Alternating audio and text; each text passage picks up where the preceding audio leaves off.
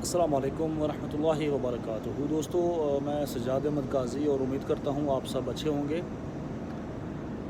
چند دنوں سے سوشل میڈیا پر جو خبریں چل رہی ہیں ان سے آپ سب واقف ہیں۔ بھاجپا کی ایک عورت جو بی جے پی کے ساتھ منسلک ہے، اس نے جو بیان بازی کی، نبی صلی اللہ علیہ وسلم کی شان میں گستاخی کی، اس کو لے کر کیا کچھ ہوا ان سب چیزوں سے آپ واقف ہیں۔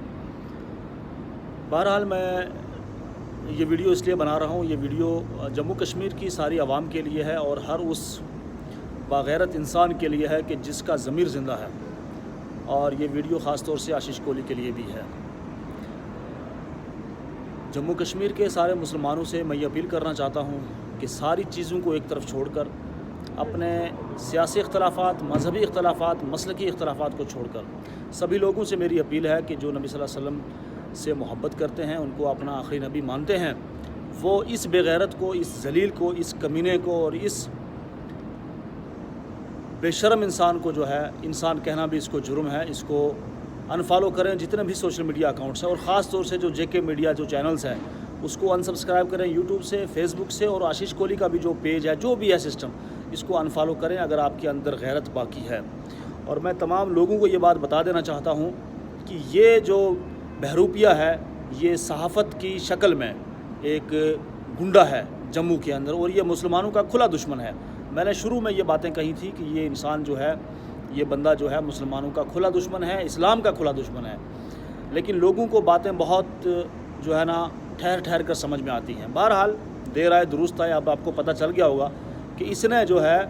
اس عورت کے حق میں جو ہے اس نے پوسٹ ڈالی ٹویٹر پر، اور اس نے لکھا کہ I support Nupur Sharma. Okay, تو جموں کشمیر کی جتنی بھی جنتا ہے ان سے میری اپیل ہے، خاص طور سے مسلمانوں سے اپیل ہے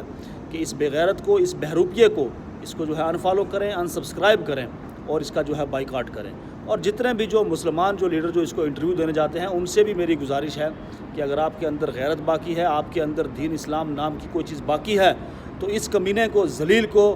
جو ہے انٹرویو نہ دیا کریں، اور اس سے بالکل ٹوٹلی جو ہے وہ سوشل بائیکاٹ کریں۔ باقی آپ سب کا بہت بہت شکریہ۔ اور آخر میں ایک بات میں یہ کہہ دینا چاہتا ہوں کہ اگر آشیش کوہلی پر کسی بھی طرح کی کوئی کارروائی نہ ہوئی تو کوئی بات نہیں، ہم انتظار کریں گے، ہمارا وقت آئے گا، ہمارا وقت انشاءاللہ العزیز آنے والا ہے جب ہماری کوئی سرکار بنے گی۔ اس ٹائم ہم جو ہے لنگڑے اور لولے، ہم کچھ نہیں کر سکتے،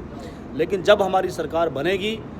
اور اس وقت جو ہے انشاءاللہ العزیز ان چیزوں کا بدلہ ضرور لیا جائے گا۔ بہت بہت شکریہ، ویڈیو کو بہت ذرا شیئر کریں۔ اللہ حافظ۔